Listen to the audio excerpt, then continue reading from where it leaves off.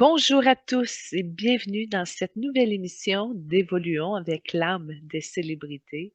Je suis Julie Leblanc, médium multidisciplinaire et je veux commencer en vous remerciant du fond du cœur d'être là, semaine après semaine, avec votre ouverture, votre curiosité et votre lumière.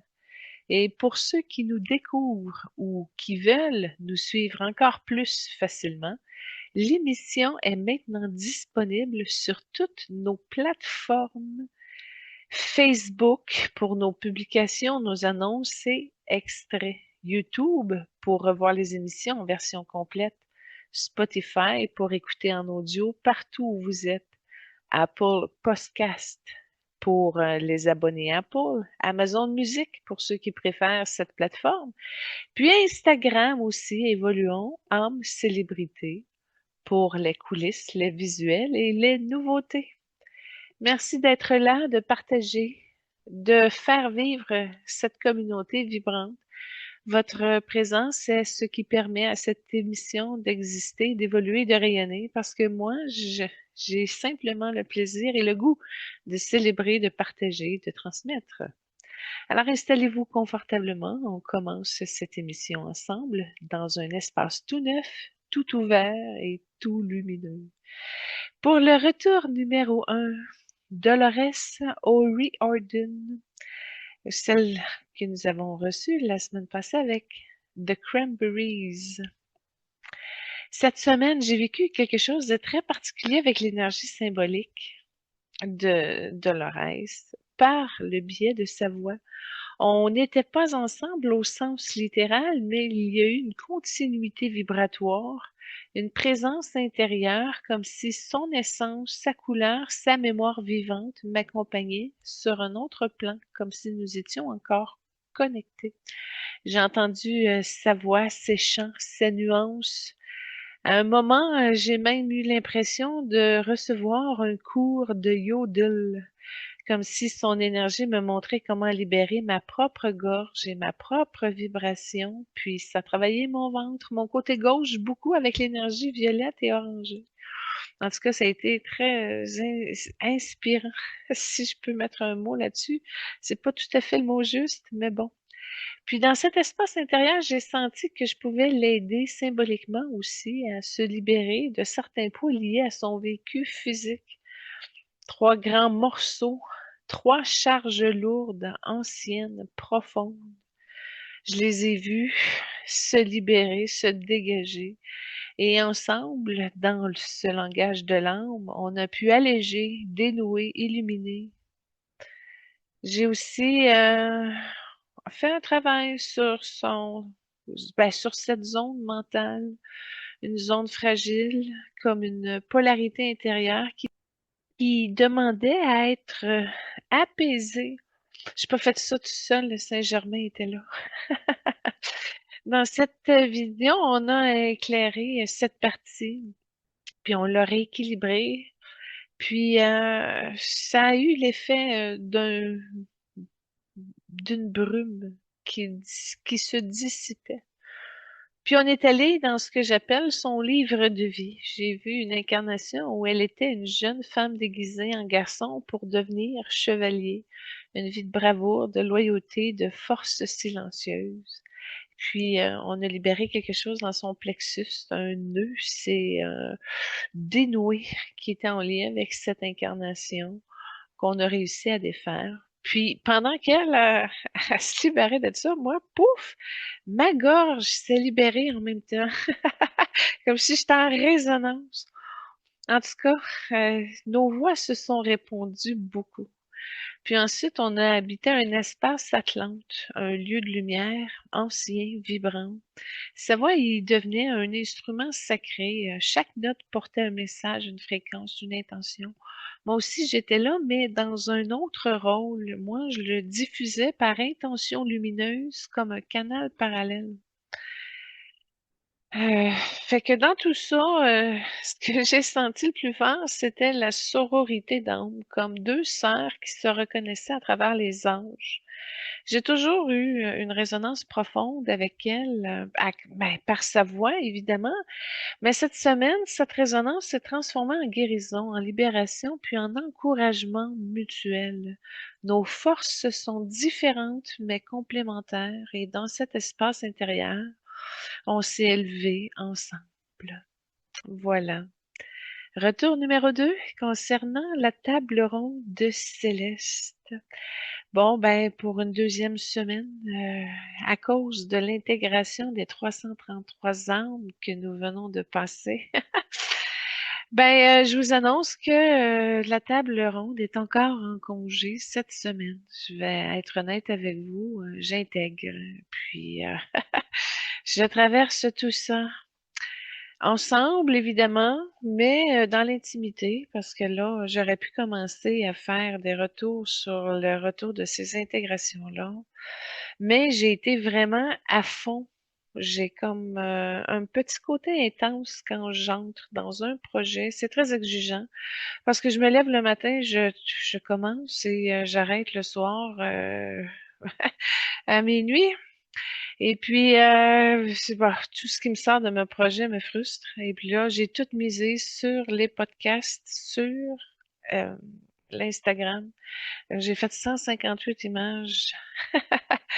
Ah non, j'ai été très, très, très à fond. C'était ma semaine sans enfant.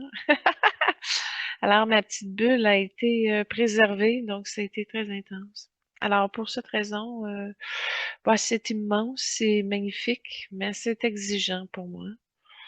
Alors, mon corps cette semaine, mon énergie, mon canal est plus doux. Tout est encore en train de se replacer, de se réorganiser, de se construire et de se digérer. Et tout ça, en fait, un marathon depuis 2 mois. Voilà à quel point que j'ai tout été présente à cette étape-là. Aujourd'hui, on ouvre un espace lumineux, chaleureux, profondément humain pour accueillir l'énergie d'un artiste qui a marqué plusieurs générations, Tony Danza. Tony, c'est plus qu'un acteur, c'est un entertainer complet, un homme de scène, un cœur ouvert, un sourire contagieux. On l'a connu dans Who's the Boss, on l'a vu danser, chanter, faire des claquettes, jouer de la comédie, toucher le public avec une simplicité désarmante. Il a cette présence rare, celle qui met les gens à l'aise, qui fait rire, qui réchauffe, qui rassemble. Ce que j'aime chez lui, c'est sa générosité vibratoire. Il ne joue pas un rôle, il partage une partie de lui. Il a une façon unique de transformer chaque scène en moment humain, chaque chanson en émotion et chaque geste en lumière. Aujourd'hui, on va explorer son essence, son parcours, ses couleurs, ses forces et ce que son âme peut nous enseigner.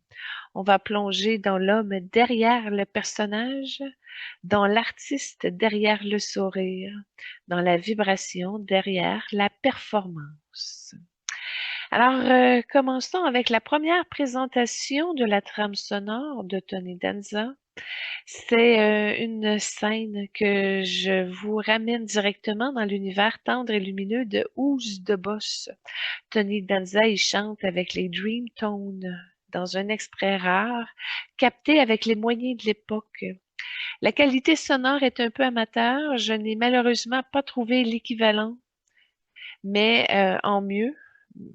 Mais je vous dis, l'émotion, elle est intacte.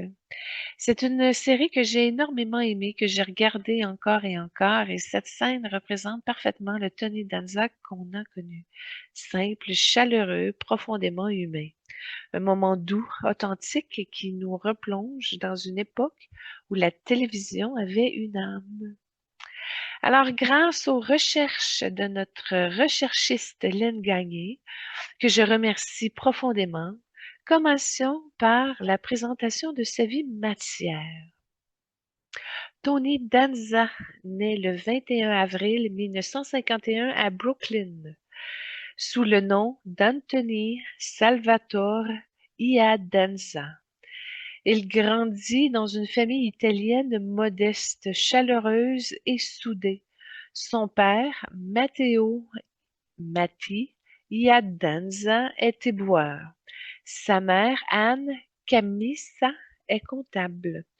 Tous deux mourront d'un cancer, son père en 1983 et sa mère en 93, des pertes qui marqueront profondément Tony.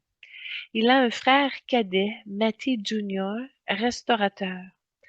Tony mesure 1,75 m, pèse environ 74 kilos et deviendra plus tard l'un des visages les plus aimés de la télévision américaine. Avant d'être acteur, Tony est boxeur professionnel. Il combat de 1976 à 1979 dans la catégorie des poids moyens. C'est là, sur le ring, que son destin bascule. Les créateurs de la série Taxi le remarquent pendant un combat. Ils cherchent un acteur, ils trouvent Tony. Ils réécrivent le rôle pour lui. Tony passe du ring au studio. Il devient Tony Banta et le public tombe immédiatement sous le charme. De 1978 à 83, Tony joue dans Taxi aux côtés de Judd Hirsch, Danny DeVito, Christopher Lloyd, Andy Kaufman et Mary Lou Henner. Il y apporte sa chaleur, son humour, sa vulnérabilité et la série devient un classique.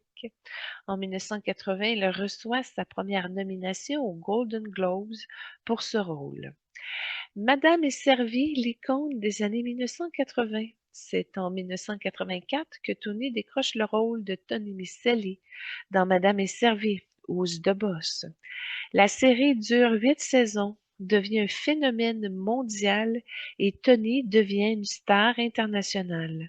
Il crée des liens réels et profonds avec Judith Light, Catherine Elmond, Alyssa Milano et Danny Pintor, qu'il considère comme ses propres enfants.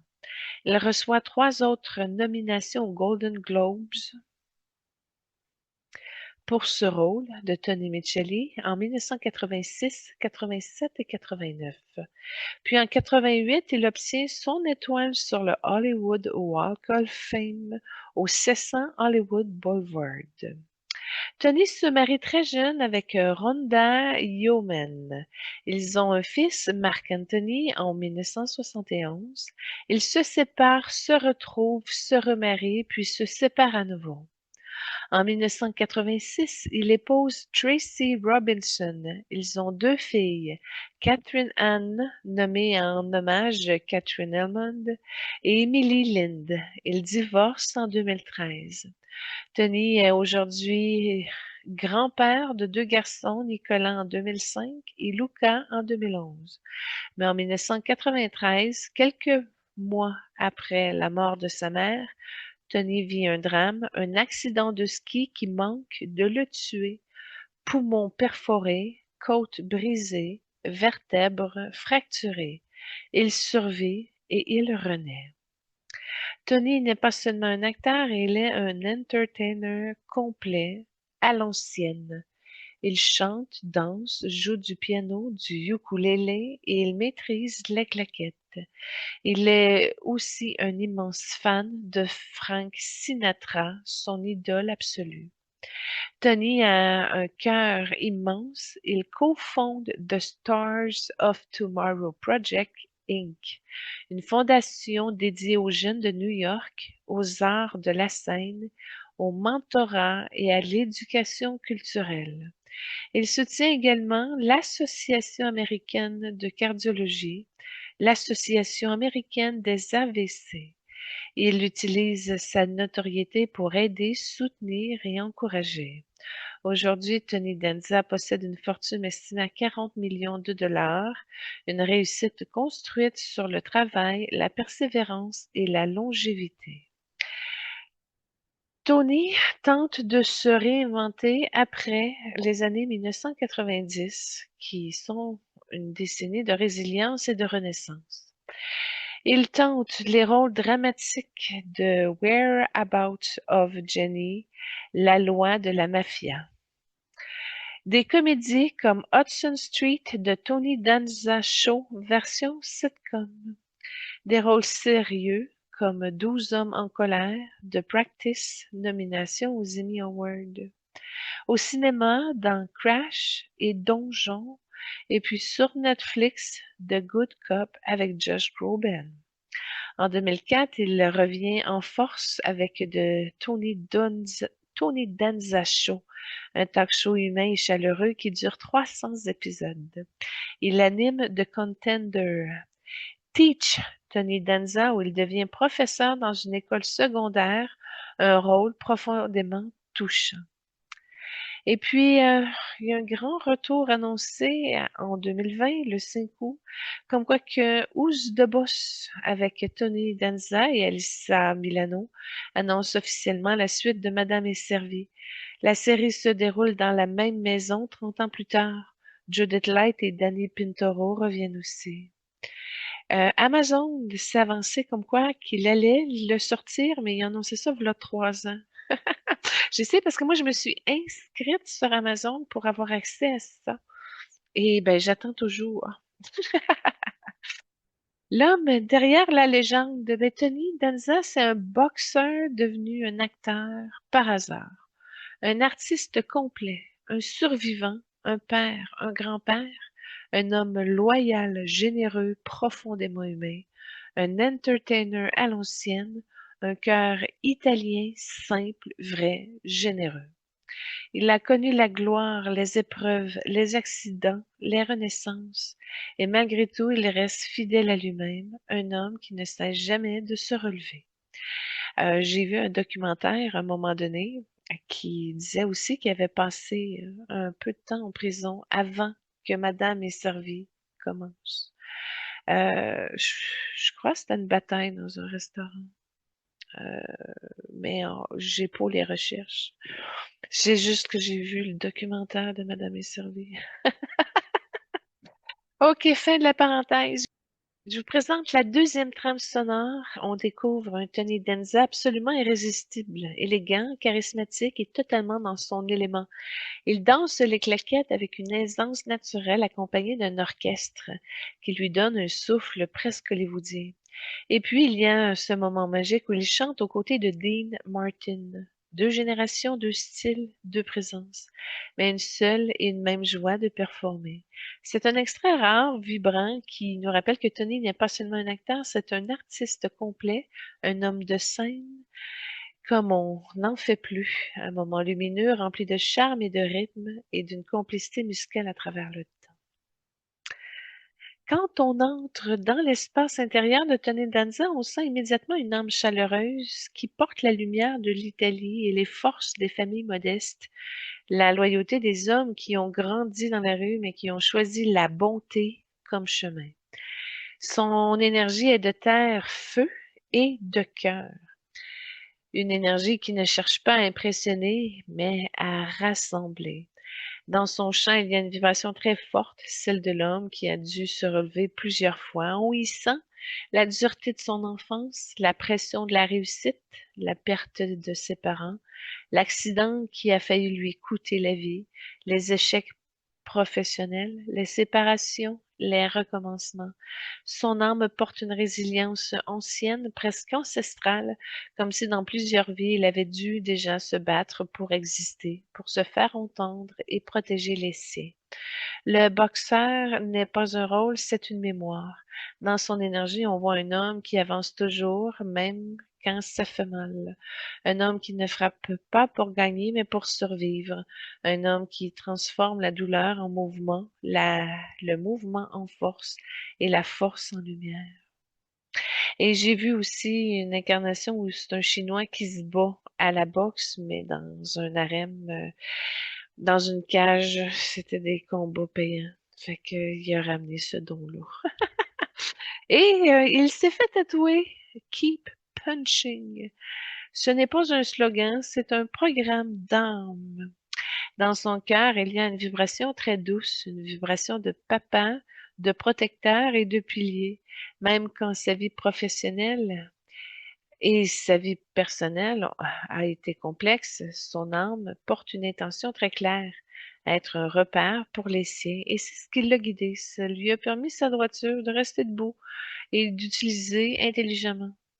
son quotient. C'est une énergie rouge un peu, en tout cas. Il a une énergie paternelle qui dépasse sa famille biologique. C'est pour ça que le public l'aime. Il dégage sécurité, chaleur, simplicité et humour tendre. Dans son aura, il y a une couleur dorée, vibrante, presque musicale. Tony n'est pas un acteur, mais un entertainer, un homme qui guérit par la joie, par le rire, par la musique, par la danse. Son âme est une scène, pas une scène pour briller, mais une scène pour élever. Quand il chante, il danse, il joue du piano ou du ukulélé, il ouvre un espace où les gens respirent mieux. Même effet quand on l'écoute dans une comédie. Tony porte une vibration rare, celle de l'homme qui met les autres à l'aise. Il a une énergie qui dit: viens comme tu es, t'es correct, tu es bienvenu et tu peux me faire confiance. Je suis une bonne personne. C'est pour ça que ces talk shows fonctionnent, que ses élèves l'aiment, que ses collègues restent proches de lui pendant des décennies. Son âme est une maison ouverte et c'est l'âme qui guérit par la simplicité. Dans ses vies antérieures, on voit qu'il a été un homme souvent artisan, travailleur manuel, soldat, protecteur, homme du peuple. Il a toujours été celui qui tient la communauté debout. Dans cette vie, il continue ce rôle. Il guérit par la présence, par le rire, par la normalité et par la bonté. La mission de Tony est simple et immense. Rappeler aux gens que la lumière existe dans les choses simples, dans un sourire, dans un geste, dans une chanson, dans une danse et dans un moment partagé. Il est venu pour adoucir le monde, pas pour le changer, pour réchauffer, pas pour impressionner, mais pour rassembler, et pas pour dominer, mais pour partager. Ce que son âme apporte aujourd'hui à nous, là, dans notre espace, ben, c'est beaucoup de chaleur, de joie, de simplicité, de résilience, de lumière humaine. Un rappel que la bonté est une force. Il vient équilibrer, adoucir, humaniser, harmoniser. Il vient montrer que la grandeur n'est pas une performance, mais dans le cœur. C'est une âme qui dit continue même quand c'est dur, même quand tu doutes. Garde ton cœur ouvert, garde ton humour, garde ta lumière et ta simplicité, le monde en a besoin. C'est l'âme du bâtisseur, du loyal, du stable, du protecteur. Il a la chaleur humaine, la constance, la sensualité artistique, la capacité à durer dans le temps. Chez Tony, ça se voit sur son charme naturel, son humour doux, son énergie de papa, sa fidélité à ses partenaires de jeu, sa longévité dans le métier. C'est l'âme du voyageur, du philosophe, du prof, et ça donne l'optimisme, la joie contagieuse, le besoin de liberté, l'humour spontané, la capacité d'enseigner, la résilience après les épreuves. Et puis ça explique pourquoi il rebondit toujours positivement. Alors, c'est bon, le voyageur, le libre, le polyvalent, c'est la liberté, l'adaptabilité, la multiplicité des talents, les changements de carrière, les renaissances, l'énergie jeune, l'humour, la capacité de toucher plusieurs publics. Et c'est exactement Tony. Le boxeur, l'acteur, le chanteur, le danseur, l'animateur, le professeur, le mentor. C'est le chemin des survivants. Et puis au niveau de sa couleur d'âme, bon, ben, c'est un doré ambre. Le doré ambré, c'est la chaleur, la générosité, la simplicité, la lumière humaine, l'énergie du cœur, la joie qui guérit, la présence rassurante.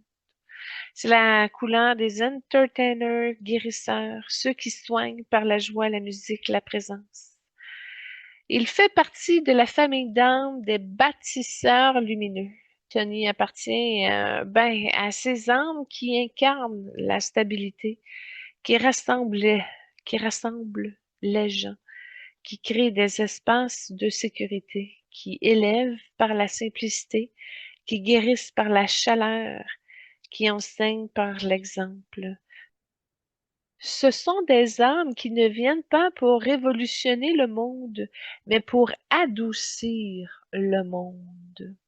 J'ai vu un petit peu dans son livre de vie un artisan italien au niveau de la Renaissance. C'était une vie où ben, c'est un artisan du bois et il faisait du cuir aussi. Homme du peuple, cœur immense, protection de sa communauté. Ouais, il y avait des colères avec sa femme aussi. On est sous la gestion. Puis, en tout cas, c'était une vie qui avait déjà un fond de simplicité, d'amour de la famille, son énergie chaleureuse, sa loyauté et son talent. C'était magnifique, sa création. J'ai vu également un soldat protecteur au niveau de l'Europe médiévale. C'est une vie, ben oui, il était soldat défenseur, mais il avait surtout le trait d'un homme de devoir, courageux, mais pas agressif. Puis en tout cas, aujourd'hui, on reconnaissait un peu son énergie de boxeur, son instinct de survie, sa résilience, puis le besoin aussi de protéger les siens. On a vu un troubadour qui a touché la France et l'Italie ancienne. C'est une vie où il était chanteur itinérant, conteur, amuseur public, guérisseur par la musique, et puis il était aimé, il magnétisait des gens. Son talent naturel pour la scène aujourd'hui provient aussi de là. Son amour pour Frank Sinatra. J'ai vu que Sinatra était son grand-père allié et bien-aimé. Donc, là, il y a eu une reconnaissance dans cette vie-ci. Sa capacité à toucher les gens par la voix, son énergie d'entertainer. Puis, j'ai vu aussi une incarnation où il était un petit peu plus jaune et blanc, un philosophe dans la Grèce antique qui était aussi professeur. C'est une vie où, ben oui, enseignait, qui était mentor, homme de sagesse simple et guide pour les jeunes et bisexuel. En tout cas, tout ça pour dire que dans cette vie, ben, ça touchait ses aptitudes pour l'enseignement, son besoin de transmettre et également sa douceur avec les jeunes, son approche et son humour intelligent également. Bref, j'ai vu une autre incarnation en Amérique au début des 1900, un père de famille dans une vie rurale où il était fermier, père de plusieurs enfants, homme stable, solide, fiable, avec justement un mot sur ce qui se passait à travers la ville. Et ça explique son énergie paternelle, son rôle dans Madame est servie parce que sa femme est morte tôt. Fait qu'il a été quand même en mesure d'avancer. Et puis, ça travaillait aussi sa vibration de papa du public. Bon, si je fais une synthèse de tout ça, Tony Danza est une âme dorée, chaleureuse, résilience, protectrice, joyeuse et guérisseuse par la simplicité. Il porte la mission de rassembler, adoucir, réchauffer, transmettre et passer un bon moment vrai. La dernière trame sonore que je vous présente, c'est de Gypsy Queens et Tony Danza, Buona sera signorina. C'est une trame sonore où on retrouve Tony absolument irrésistible, plongé dans l'univers festif et ensoleillé des Gypsy Kings. Ils interprètent cette chanson d'une joie contagieuse, d'un charme rétro et une élégance qui rappelle les grandes soirées italiennes d'autrefois. Tony y déploie toute sa chaleur, son sourire et son charisme naturel. Cette façon unique de faire sentir qu'il chante autant avec le cœur qu'avec la voix. Et puis les Gypsy Kings, eux, ben, apportent une énergie bohème, une musicalité vivante et leur couleur méditerranéenne. Le résultat, ben, c'est un moment lumineux, vibrant, rempli de complicité et de bonne humeur. Une présence qui donne envie de danser, de sourire et de se laisser porter par la magie simple de la musique et qui sait passer une belle soirée. C'est le moment où je vous transmets un message d'âme qui provient de Tony. Alors, il dit, je veux vous parler comme on parle à quelqu'un qu'on respecte, pas comme un maître, pas comme un guide, pas comme quelqu'un qui sait mieux que moi, mais comme un humain qui a appris, souvent à la dure, ce que ça veut dire exister pour vrai. Tu es tellement habitué à te retenir que tu ne t'en rends même plus compte. Tu es tellement habitué à faire passer les autres avant toi que tu crois que c'est normal. Tu t'es tellement habitué à t'excuser d'être toi que tu ne vois plus que tu t'annules. Alors écoute-moi bien, pas avec tes oreilles, mais avec ton plexus, avec ton ventre, avec ton cœur. Tu n'es pas venu ici pour te cacher. Tu n'es pas venu ici pour te diminuer. Tu n'es pas venu ici pour te fondre dans le décor. Tu es venu pour prendre ta place. Et je sais que ce n'est pas facile. Je sais que tu as appris très tôt que pour être aimé, il fallait être gentil, discret et accommodant. Je sais que tu as appris que pour éviter les conflits, il fallait te taire. Je sais que tu as appris que pour être accepté, il fallait te plier. Mais ce n'est pas la vérité. C'est juste ce que tu as appris. Et maintenant, il est temps de désapprendre. Tu crois que si tu t'assumes, tu vas déranger. Tu crois que si tu dis ce que tu penses, tu vas perdre des gens. Tu crois que si tu montres ta vraie lumière, tu vas faire de l'ombre. Mais laisse-moi te dire quelque chose. Les gens qui t'aiment vraiment ne sont jamais dérangés par ta lumière, jamais. Ceux qui se sentent menacés, ce sont ceux qui n'ont pas encore trouvé la leur. Et ceux qui se sentent éclipsés, ce sont ceux qui ne savent pas encore comment briller. Ceux qui te demandent de te faire petit, ce sont ceux qui ne savent pas comment grandir. Ce n'est pas ton problème, ce n'est plus ton rôle, ce n'est plus ton fardeau. Tu n'es pas responsable de la lumière des autres, tu es responsable de la tienne. Tu t'annules parce que tu as peur de déplaire, d'être jugé, d'être rejeté, d'être trop, d'être pas assez. Mais la peur n'est pas un ennemi, c'est un signal. Elle te dit exactement où tu dois aller. À chaque fois que tu as peur d'être toi, c'est là que tu dois t'ouvrir. Chaque fois que tu as peur de parler, c'est là que tu dois dire la vérité. Chaque fois que tu as peur de prendre ta place, c'est là que tu dois avancer. Tu n'as pas besoin d'être parfait, tu n'as pas besoin d'être prêt. Tu n'as pas besoin d'être certain, tu as juste besoin d'être présent. Présente à toi, présente à ce que tu ressens, présente à ce que tu veux vraiment, présent à ce que tu refuses maintenant. Tu t'es tellement habitué à te mettre en arrière-plan que tu ne sais plus comment te mettre en avant. Alors commence doucement. Commence à dire non quand tu veux dire non. Commence à dire oui quand tu veux dire oui. Commence à te choisir dans les petites choses. Commence par te respecter dans les détails.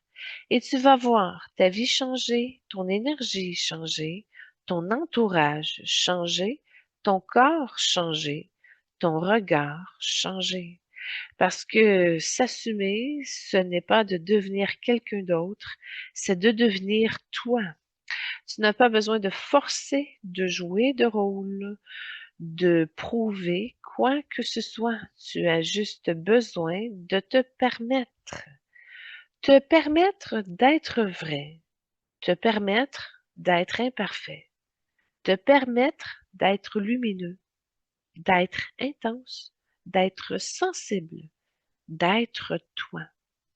Tu sais ce que j'ai appris moi, que la vie ne récompense pas ceux qui se cachent.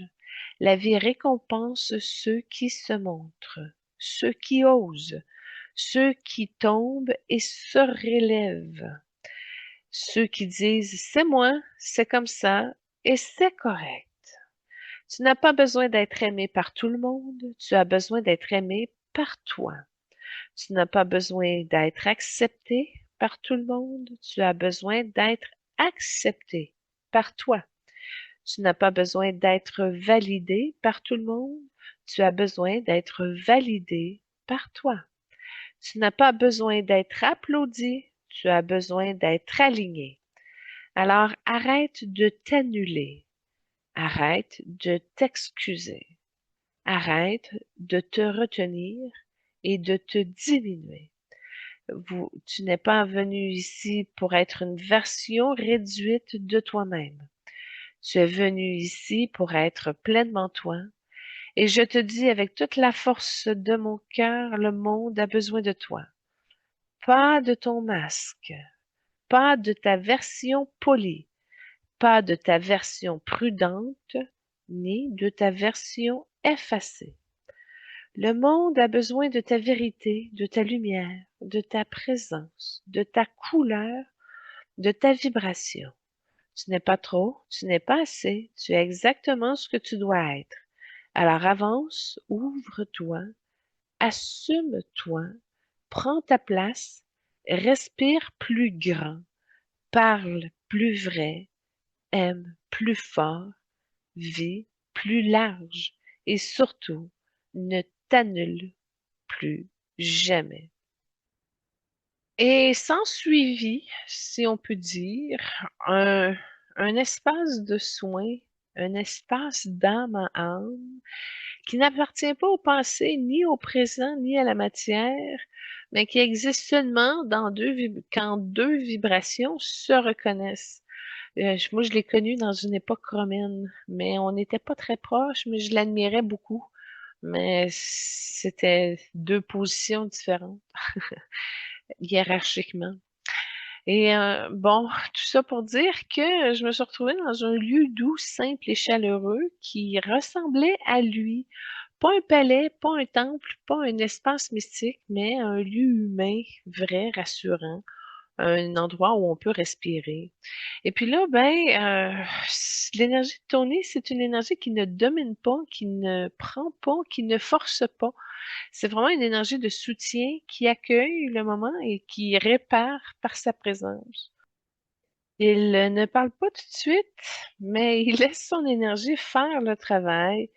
Une énergie qui dit, tu n'as rien à prouver, tu peux te déposer ici et être toi. Fait que j'ai ouvert tout de suite, moi, c'est pas compliqué. Et puis, ça a relâché. Ça m'a permis de reconnaître que j'avais un masculin qui ne blesse pas devant moi, qui ne juge pas, qui ne demande rien.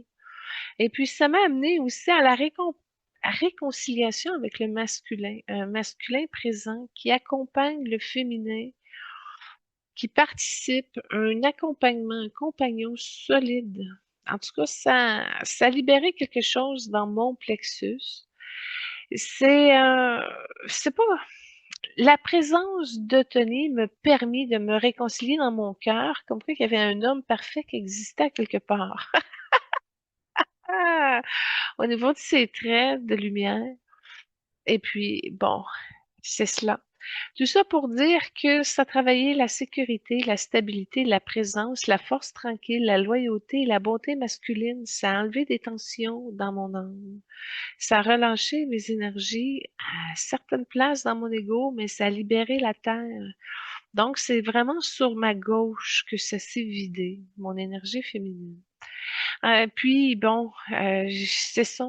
Il a la faculté de me souvenir qu'il y a des hommes bons qui existent, des hommes qui respectent, qui accompagnent, qui protègent, qui participent.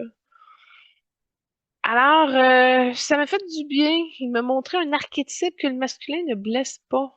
Tu sais, s'il est capable de se réaliser de ses talents, de s'impliquer, d'être présent. Et puis, en tout cas, ça m'a permis de contacter des scènes anciennes, des vies où j'ai soutenu, honoré, respecté, des vies où j'ai aimé sans condition, où le masculin et le féminin travaillaient ensemble, où deux forces complémentaires se réalisaient.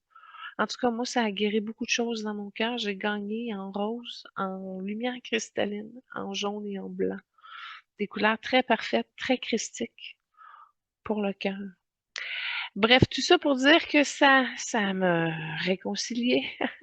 Ça a guéri des blessures que je pouvais. Et il me dit, sans me parler, ça a vibré au troisième œil, regarde, t'es pas seul, tu n'as jamais été seul. Tu as l'aide des anges que tu as demandé pour ton évolution, pour ton besoin. Tu peux laisser entrer ce qui est bon, ce qui t'inspire, qui t'anime, qui te grandit. Tu peux laisser entrer ce qui te respecte. Tu peux laisser rentrer ce qui t'élève. Et il me remercie de l'avoir laissé rentrer. Et puis, ça fait une chaleur dans ma poitrine qui dit c'est correct de recevoir, d'être soutenu, d'être aimé, tu sais, reconnu. Et c'est alors que mon âme s'avançait. Elle ne vient pas pour guérir un trauma, elle vient pour lui offrir quelque chose qu'il n'a pas souvent reçu. la permission d'être vulnérable. Et j'ai mis ma main gauche, mais avec une lumière atlantéenne, sur justement son poumon perforé et sa structure, puis ça a passé dans ses fractures et etc.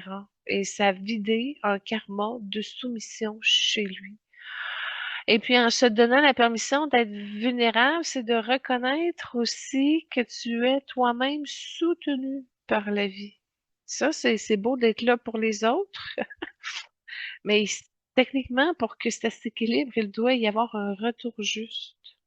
Et puis, la permission d'être vulnérable, ben, dans son énergie, ça a toujours été un homme fort pour les autres, qui a porté, soutenu, protégé, qui a été pilier, le roc, le sourire, la présence. Mais derrière ça, il y a une fatigue ancienne, une fatigue d'âme, une fatigue de devoir être solide tout le temps.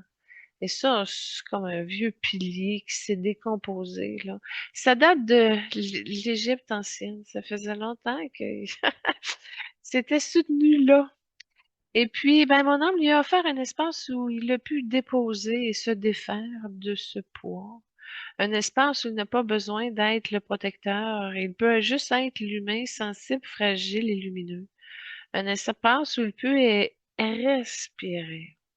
Et puis, je lui ai une lumière douce, féminine, une lumière qui enveloppe, une lumière qui dit tu peux te reposer ici, tu peux être vrai, tu peux être toi ici.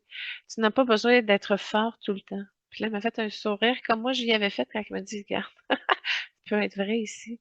Fait que j'ai offert un autre espace qui peut être vrai. En tout cas, c'était cute. Et puis, ben, il l'a reçu. Il a laissé tomber des vieilles armures, des vieux griefs qu'il avait à sa gorge.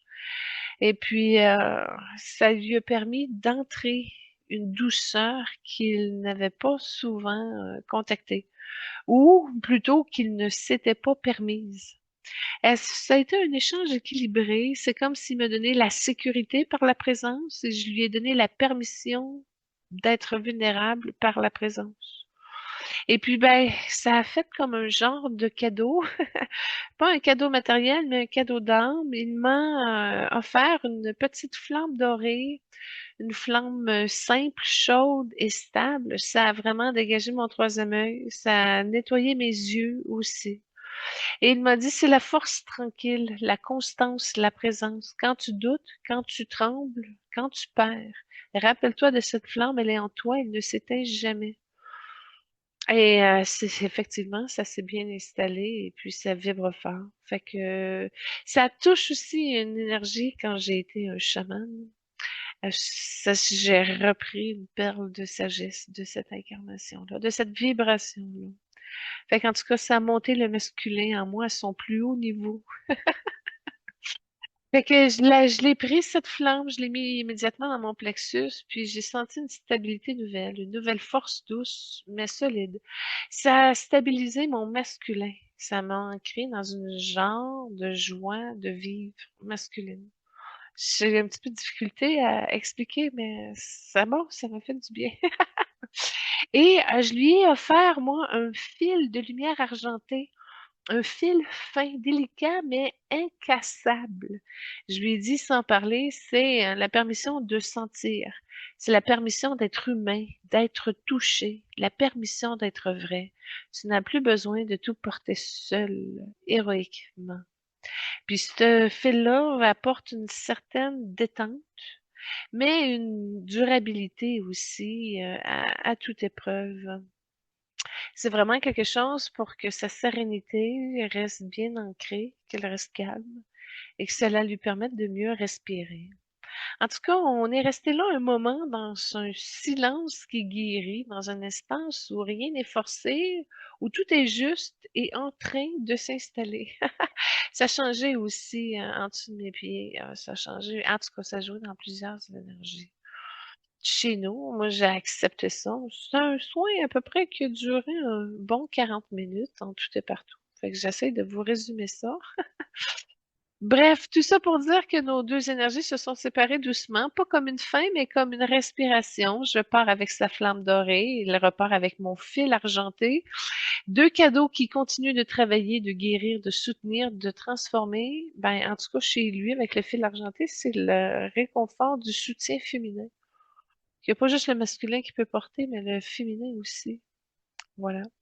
Alors, deux âmes qui se sont reconnues et aidées et élevées. Si vous voulez intégrer ces cadeaux en votre âme, remerciez-la tout simplement pour la bonté de les recevoir pour votre évolution. Et je l'ai béni, évidemment. Je ne peux pas avoir un beau moment comme ça avec une âme sans ne rien lui dire.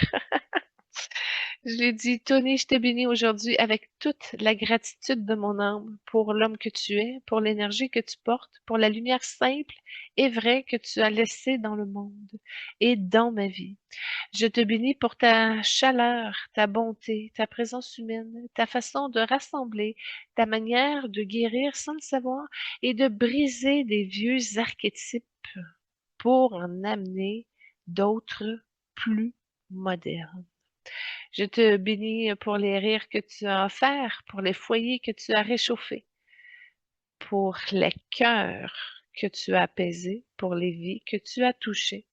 Je te bénis pour l'homme debout que tu es resté, malgré les épreuves, les pertes, les chutes et les renaissances. Je te bénis pour ta résilience, ta force tranquille, ton courage tendre, pour ton humanité profonde.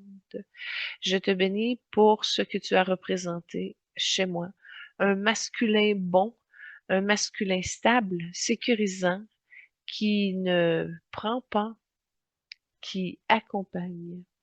Je te bénis pour l'inspiration que tu m'as donnée, pour la douceur que tu m'as rappelée, pour la confiance que tu as réveillée, pour la lumière que tu as ravivée. Tony, je te bénis pour ce que tu as transmis sans le savoir, pour tout ce que tu as incarné naturellement, pour tout ce que ton âme a laissé comme trace dans la mienne. Que ta route soit douce, que ton cœur soit léger, que ta lumière continue de rayonner, que ton âme soit honorée pour tout ce qu'elle a offert, et que ce lien symbolique, ce lien d'âme à âme, reste un espace de respect, de gratitude et de reconnaissance mutuelle. Merci Tony pour ton influence, ton inspiration, pour ton accompagnement intérieur, pour ta présence dans mon histoire, pour ta lumière dans ma vie. Voilà ce qui conclut notre cher Tony Danza. Puis ça a été très difficile, hein. Là, on a dit on va faire un spécial nounou. Puis là, on aurait pu mettre Emma Thompson aussi dedans. Parce que on pourrait y aller par thématique. Ça aurait été le fun de s'entretenir avec Catherine Elmont, Judith Light, etc. On aurait pu faire un spécial Who's the Boss. Moi, j'aurais aimé ça dans mon cœur. Mais bon, en tout cas, peut-être que ça arrivera un jour. Mais Tony sera fait. Et à la toute fin, j'ai reçu comme indication que mon petit fil argenté va l'aider à contenir ses élans, ses colères, ses frustrations, ses tourments de son chaud italien, si on peut les appeler ainsi. Fait que oui, ça va être une concentration d'énergie féminine, une belle silhouette blanche avec tout le centre argenté comme le fil. Et puis, ça va l'aider vraiment à de la tempérance. C'est une énergie eau fraîche qui va venir comme modérer et qui va le ramener dans ses élans d'amour avec une concentration plus juste, plus lumineuse, plus vraie de la lecture de la situation. Fait que ça va le tempérer et le canaliser à un autre niveau qui va l'aider à un lâcher prise plus facile, à une reconsidération des éléments dans leur ensemble avec une neutralité. Fait que ça va baisser ces élans de culpabilité, entre autres, qui pouvaient actionner ce bouillon-là, ou cette colère-là, ou cette gestion intense émotionnelle. Voilà ce qui complète Tony Danza. Et on poursuit avec Fran Drescher. Et ben, pour vous la présenter, à quelque sorte, je vous présente la première trame sonore en ce qui la concerne. Je fais une petite parenthèse, les trames sonores, ce sont des liens YouTube. Vous pouvez les écouter quand vous voulez. Arrêtez l'émission, allez l'écouter. Ou l'écouter avant, ou l'écouter après. C'est dans le descriptif de l'émission. Les 6 liens de l'émission sont là. Mais en tout cas, pour ceux qui continuent, et on verra plus tard la première chanson que je vous propose, Fran est absolument irrésistible, drôle, spontanée, pleine de vie, exactement comme on l'aime. Sur les plateaux de son talk show, elle se met à danser et à jouer du tambourin, à illuminer la scène avec cette énergie unique qui lui appartient. Et pour rendre le moment encore plus savoureux, elle est accompagnée de Dan Aykroyd, que nous avons eu la chance de recevoir à l'émission 150. Ensemble, ils créent une ambiance festive, joyeuse, presque improvisée. Un moment télévisuel qui respire la complicité, la bonne humeur et le plaisir simple d'être sur scène. S'effronne dans toute sa splendeur, généreuse, éclatante, totalement authentique. Une scène qui nous rappelle pourquoi elle est devenue une icône. Alors, commençons par sa vie matière grâce aux recherches de Lynn. J'ai de la misère avec son nom, pardonnez-moi. Drescher, Drescher, Fran Drescher. Fran Drescher, né le 30 septembre 1957 à Flushing, dans le Queens, un quartier populaire de New York. Elle s'appelle alors Francine Joy Drescher, fille de Marty, ingénieur naval d'origine juive polonaise, et de Sylvia, organisatrice de mariage d'origine juive roumaine.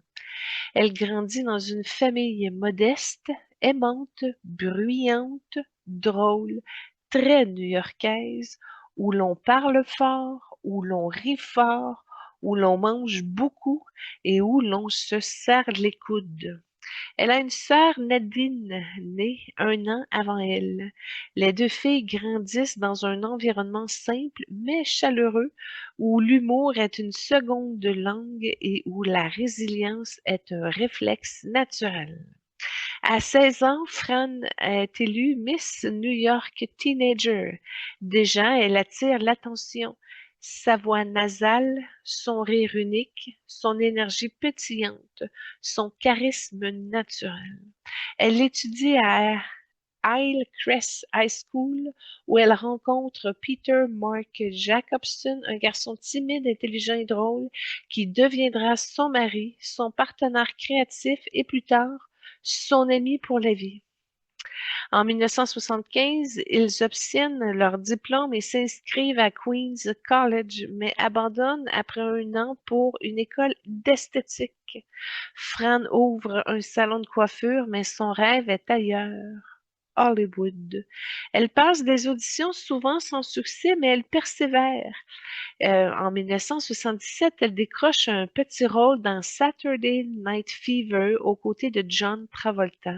Sa réplique Are you as good in bed as you are on the dance floor devient culte. En 1978, elle obtient son premier grand rôle dans American Hot Wax. Avec Peter, elle déménage à Los Angeles. Ils n'ont pas d'argent, mais ils ont un rêve, une complicité et une ambition farouche. Les années 80 sont remplies de petits rôles. Spinal Tap, Docteur Détroit, Ragtime, de Rosebud Beach Hotel. Elle devient une figure reconnaissable, drôle, piquante et unique. Le 28 janvier 1985, la vie de Fran bascule. 2 hommes armés entrent chez elle. Elle et une amie sont agressées sexuellement sous la menace d'une arme. Peter est ligoté, forcé d'assister à la scène.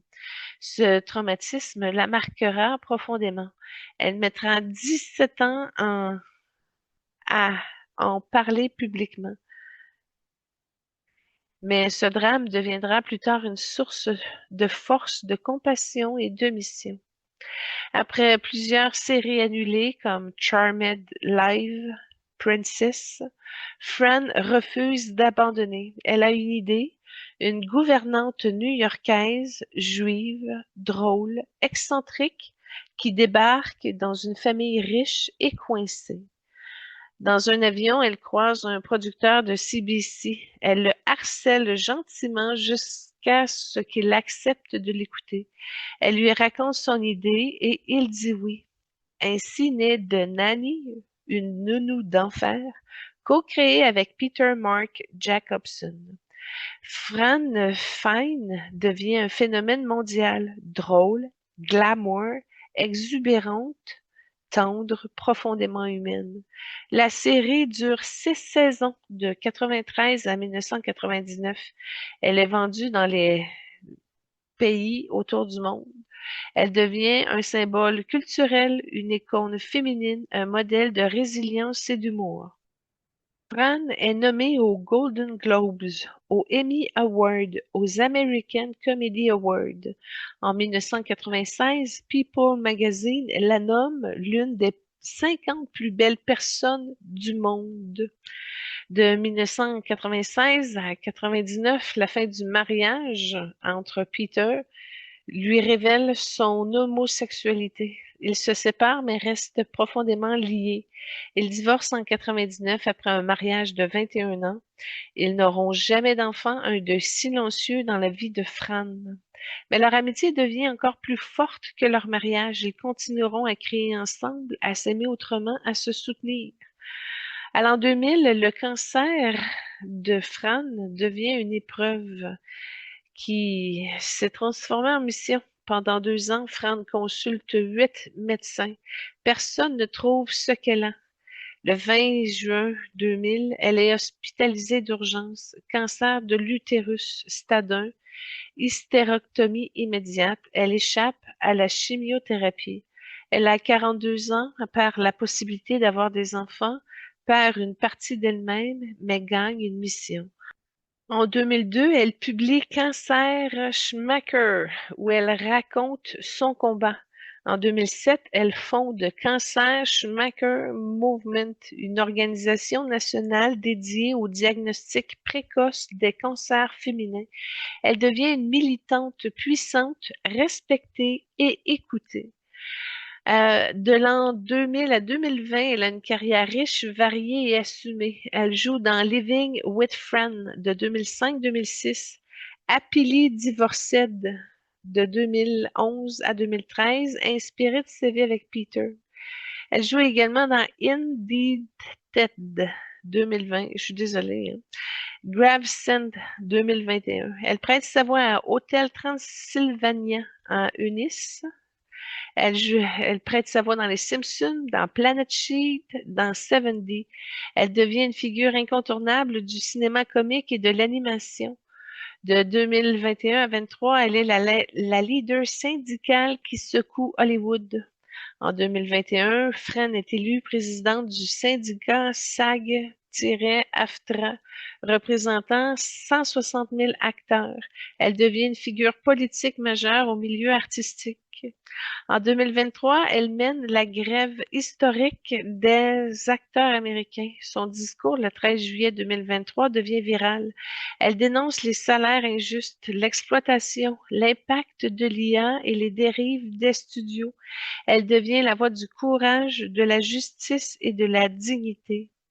Fran est une femme née dans la simplicité, devenue une icône mondiale, une survivante d'un viol, une survivante d'un cancer, une militante, une créatrice, une humoriste, une leader, une femme qui transforme tout ce qu'elle touche, une âme qui refuse de se laisser définir par la douleur. Elle a fait de ses blessures une mission, ses épreuves une force, son humour une arme, sa voix un symbole. Elle est la preuve vivante que la lumière peut sortir des endroits les plus sombres. Pour la deuxième trame sonore, je vous présente un résumé émotionnel de son film The Beautician and the Beast. Ça s'appelle Wonderwall, interprété par Ryan Adams. C'est une interprétation douce, fragile et profondément romantique. Elle accompagne à merveille l'essence du film de Beautician and the Beat, où l'on voit Fran Drescher et Timothy Dalton valser dans une scène qui résume toute leur relation, improbable, touchante, drôle, mais surtout pleine de tendresse inattendue. La voix de Ryan Adams apporte une couleur plus intime, mélancolique, qui met en lumière la beauté de ce moment. Deux êtres que tout oppose, mais qui se reconnaissent dans la danse, le regard, la vulnérabilité. C'est une scène simple, chargée d'émotions, un instant suspendu où l'on comprend que l'amour peut naître dans les endroits les plus inattendus.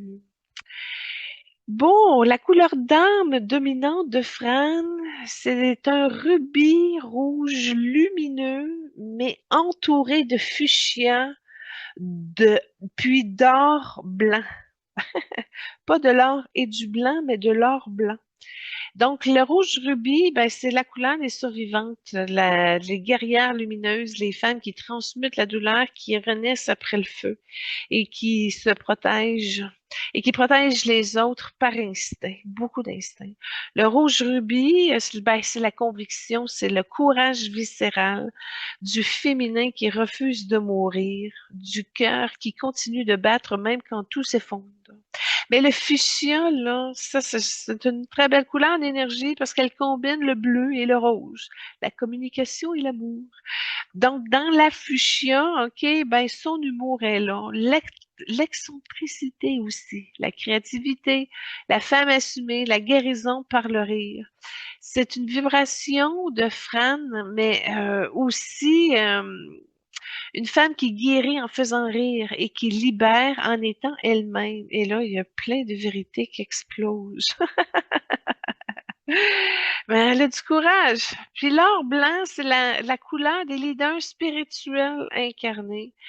Des âmes qui enseignent sans se dire enseignantes, puis des femmes qui portent une mission collective. Puis c'est la vibration de son rôle dans la SAG-AFTRA, de son combat pour les malades et de son leadership naturel. Et puis, elle fait partie de la famille d'âmes des guerrières de la vérité. Fran appartient à cette famille d'âmes qui dénonce l'injustice, protège les vulnérables, brise les tabous, parle quand les autres se taisent, transforme la honte en pouvoir, utilise la parole comme arme sacrée. Puis elle est très solide. Surtout d'en parler quand les autres se taisent. C'est tout le temps, non, non, c'est elle qui parle. C'est particulier. Moi, j'adore ce trait-là à m'inspirer et à enseigner beaucoup. En tout cas, ce sont des femmes qui, dans toute leur vie, ont été des porte-paroles, des protectrices, des éclaireurs, des guérisseuses, des leaders naturels. Elles ne cherchent pas le pouvoir, elles deviennent le pouvoir parce qu'elles n'ont pas le choix. Et puis, j'ai regardé au niveau de ses vies antérieures et j'ai vu une prêtresse du rire. C'est dans l'Égypte ancienne. Très ancienne, Fran était une prêtresse du temple de Hathor, déesse de la joie, de la musique, de la danse et de la féminité. Elle utilisait le rire, la danse, la voix, la théâtralité comme outil de guérison émotionnelle. Cette vie explique son humour thérapeutique, sa capacité à guérir par la parole, son charisme scénique, sa vibration fuchsia et son rôle de clown sacré dans cette vie-ci. J'ai vu également la guérisseuse silencieuse en Europe médiévale. Dans une vie plus sombre, elle était une guérisseuse de village, une femme qui soignait par les plantes les maux et les mains. Elle vivait dans la peur d'être accusée de sorcellerie. Elle a été trahie par un homme de pouvoir et a dû fuir. Cette vie explique son hypersensibilité aux injustices, son instinct protecteur envers les femmes, son combat contre les systèmes oppressifs, sa méfiance envers l'autorité masculine et son besoin de défendre les plus vulnérables.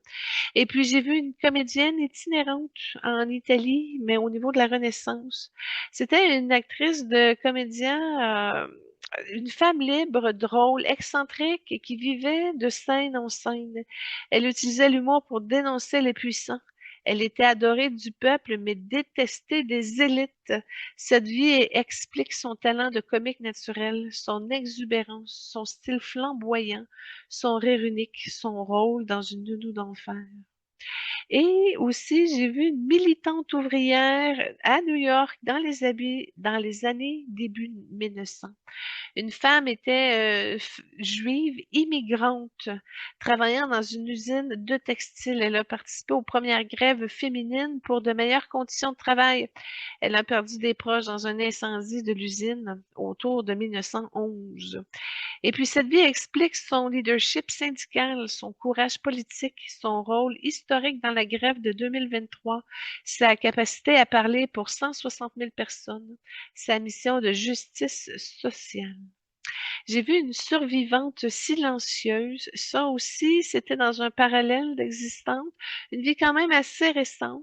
Elle a vécu une relation abusive dont elle n'a jamais parlé. Elle est morte avec un sentiment d'inachevé, de silence et de honte. Ça explique son traumatisme des années 1985, sa capacité à transformer sa douleur en mission, son combat pour les femmes, sa guérison pour la parole et sa force intérieure. Puis je l'ai aidée parce qu'on a vu aussi une incarnation où elle était romaine et puis elle a agressé, elle a violé. Elle a violé des jeunes femmes. Alors, on a travaillé un petit peu l'équilibre de la justice à ce niveau-là.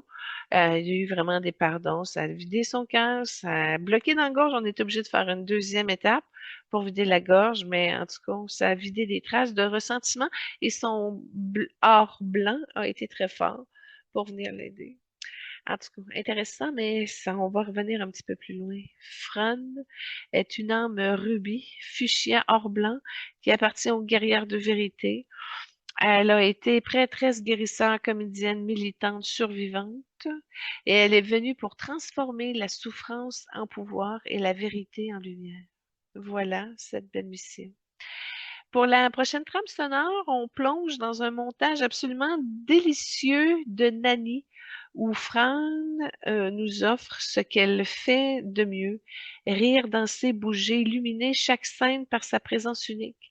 Sur Checker Senora, on la voit se déhancher, se faire tourner ses hanches, improviser des pas improbables et totalement irrésistibles. C'est un montage qui rassemble plusieurs moments cultes de la série où Fran transforme chaque pièce en piste de danse, chaque malaise en éclat de rire et chaque situation en fête improvisée. C'est un hommage à son énergie contagieuse, à son humour physique, à cette joie de vivre qui a marqué toute une génération. Un extrait qui nous rappelle pourquoi de Nanny's reste un classique, parce que Fran, même en quelques secondes, peut nous faire sourire, bouger et même donner envie de célébrer la vie. Poursuivant avec son message d'âme, elle nous dit: je veux te parler avec la vérité brute, celle qui ne cache pas, qui ne s'excuse pas et qui ne demande pas la permission d'exister. Tu as traversé des choses que personne ne connaît vraiment. Tu as porté des silences qui t'ont rongé. Tu as survécu à des tempêtes que d'autres n'auraient pas supportées. Et pourtant, tu es encore là, debout, vivant, vibrant. Tu crois que ta force vient de ta capacité à encaisser, mais ta vraie force, c'est ta capacité à transformer. Tu n'es pas ici pour être parfait, tu es ici pour être poli, tu n'es pas ici pour être discrète. Tu es ici pour être toi, avec ta voix, ton rire, ta vérité, ton feu, ton corps. Tu n'as pas besoin de t'excuser d'être intense. Tu n'as pas besoin de t'excuser d'être sensible, d'être bruyante, brillante, flamboyante. Tu n'as pas besoin de t'excuser pour être vivante. Tu n'es pas ici pour survivre, mais pour t'élever, pour inspirer, pour réveiller, pour secouer, pour guérir, pour dire ce que d'autres n'osent pas dire. Ta voix est un instrument sacré, ton rire est une médecine, ta vérité est une lumière, ton histoire est un phare. Alors, raconte, parle, transmets, ouvre la voie, montre ce que c'est que de renaître après avoir brûlé. Tu n'es pas seul, tu ne l'as jamais été et ne le seras jamais. L'énergie passe bien entre nous. On a des espaces de soins qui étaient déjà activés, mais là, on se retrouve dans un espace un peu plus lumineux. Puis ça ressemble à elle, un mélange de fuchsia rubis vibrant d'or blanc, un espace où l'on sent la force, la vérité, la joie et la résilience. Franz s'avance, pas comme une star, pas comme une figure publique, mais comme une âme qui reconnaît une autre âme. Elle pose ses mains symboliquement sur mon cœur et j'ai une chaleur qui est montée. Elle dit, tu n'as plus besoin de porter seul, tu n'as plus besoin de te taire, tu n'as plus besoin de minimiser ce que tu as vécu. Et là, son énergie vient guérir les mémoires de silence, de honte, des mémoires de survie, de féminin blessé, d'absence de courage. Elle me montre que la vérité n'est pas dangereuse, elle est libératrice, guérisseuse, elle est sacrée. Et pendant qu'elle m'aide à me relever, je sens que mon âme lui offre quelque chose en retour, comme la permission de se reposer. Car dans toutes ses vies, elle a porté les autres, elle a protégé, dénoncé, combattu, survécu. Mon âme lui offre un espace où elle peut déposer son armure, où elle peut être vulnérable et simplement humaine. On a pu aller illuminer les traces de cancer, de fertilité, du viol. Puis ça a dénoué sa gorge, ça a libéré ses articulations, puis une forme d'arthrite qui commençait à être là. Puis on a débouché sous son pied droit, ce qui a bougé un blocage à son troisième œil. Fait qu'elle va commencer à mieux voir, puis à ressentir plus d'informations passées par ce chakra-là. Et puis, en tout cas, ça a changé les codes, on a changé la vitesse, puis on a stabilisé les hormones aussi. Ça a été une problématique qu'elle a vécue dans sa vie en général. Fait que ça y a eu comme des ballons qui ont dû s'équilibrer avec la mère et la lignée. Fait qu'on a pu ajuster ça aussi. Ça a été très intéressant, 45 minutes de change à peu près. Mais moi, c'est vraiment d'être drôle et d'habiter mon rôle, puis d'y arriver à aller spontanément vers la vérité, droit dans le cœur. Et puis, c'est cette simplicité-là de joie franche, authentique, sincère, qui, en tout cas, m'a fortement transformée. Et puis, en tout cas, elle m'a offert un rubis lumineux, petit, chaud, vibrant. Elle me dit que c'est une force, pas une force qui endure, mais qui transforme, qui parle et qui ose être sincère. Fait que je l'ai pris au niveau de la présence comme vraiment une nouvelle pièce devant moi. Là, c'est comme si je descends faire mon entrée. Là, il y a des marches, là, faut que je descende là. Fait que je lui dis merci. J'ai pris le rubis, puis j'ai senti que mon plexus s'est ouvert, ça a libéré ma voix, puis ma vérité, elle s'est redressée, ma droiture et ma masculinité aussi. Là, j'ai vraiment vibré du juste et ça m'a réconciliée. En tout cas, j'ai eu de l'aide de Sananda sur le coup. Fait que mon masculin sacré, là, juste là, avec cette émission-là, ça m'a aidé beaucoup. Et moi, bon, j'ai offert aussi un fil d'argent pour sa simplicité, puis ça va aussi l'aider à vider ses plans. Il est tressé le sien avec une corde or blanche. OK? Il y a c'est comme un doublon de tenue, mais personnalisé et amélioré, qui est délicat, incassable. Puis, je lui ai dit, ceci est ta douceur et c'est ton droit au repos. Ceci est ta permission d'être vulnérable. Tu n'as plus besoin d'être forte pour tout le monde. Fait que j'ai été vraiment dans une énergie de soulager ça pour moi, pour eux, cette semaine. Fait que ça a été dans la thématique. Elle a pris le fil, puis son énergie elle s'est calmée, ses pieds se sont stabilisés, puis il y a eu vraiment de la lumière qui est descendue. Comme si, bon, enfin, elle recevait ce qu'elle n'avait jamais osé demander. Et puis, j'ai embarqué. Finalement, elle a converti son fil, elle se l'est installé en bague. Fait que dans sa main droite. Fait que j'ai trouvé ça intéressant qu'elle l'a bien intégré et ça lui a permis d'intégrer sa déesse intérieure, sacrée, plus solennelle. En tout cas, ça a stabilisé son énergie du côté droit, donc son énergie masculine. En tout cas, mais en féminité. Elle a eu une belle réconciliation. Je l'ai bénie, évidemment. Fran, Je te remercie et je te bénis avec la gratitude de mon âme. Je te bénis pour ta force, ton courage, ta vérité, ton rire qui guérit, ta voix qui libère et ta lumière qui éclaire. Je te bénis pour tout ce que tu as traversé, pour tout ce que tu as transformé, pour tout ce que tu as transmis. Je te bénis pour les femmes que tu as protégées, pour les malades que tu as inspirés, pour les artistes que tu as défendus, pour les survivantes que tu as réveillées, celle qui se permet d'être vivante, vibrante, authentique et de choisir les plaisirs et beautés de la vie, comme si elle se permet de l'être. Je te bénis pour l'influence que tu as eue dans ma vie, pour la force que tu m'as donnée, pour la permission d'être moi que tu m'as offerte par ton exemple. Que ton chemin soit doux, que ton cœur soit léger, que ta lumière continue de rayonner, que ton âme soit honorée pour tout ce que tu as à faire. Merci, Fran, pour ta présence, ton courage, ta couleur, ton feu, ta vérité et ta lumière dans nos vies. Voilà, mes chers auditeurs, on arrive à la fin de cette émission vibrante, riche, profonde, où on a voyagé auprès des âmes, des histoires, des blessures, des renaissances de Tony Danza et de Fran Drescher. Deux êtres complètement différents, mais deux âmes qui nous ont offert des clés, des forces, des permissions. Merci à eux, merci à vous, merci à toute l'équipe qui rend cette émission possible semaine après semaine. Merci pour votre présence, votre écoute, votre ouverture et votre cœur. Et je vous le dis, la semaine prochaine, on continue de monter en puissance. On plonge dans deux femmes extraordinaires, Gabrielle Union et Taraji P. Henson. Deux reines, deux guerrières, deux voix du féminin moderne, deux âmes qui ont transformé, traversé, transcendé. Vous ne voulez pas manquer ça, non. En attendant, participez sur nos plateformes, venez commenter, partager, vibrer avec nous, liker. Votre présence nourrit l'émission, votre énergie la fait vivre.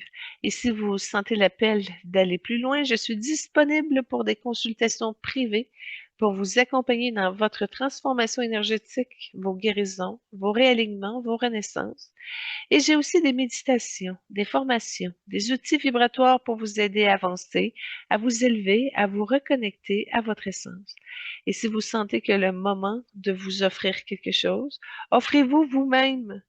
Merci d'avoir été là. Merci d'être vous et d'évoluer avec moi semaine après semaine.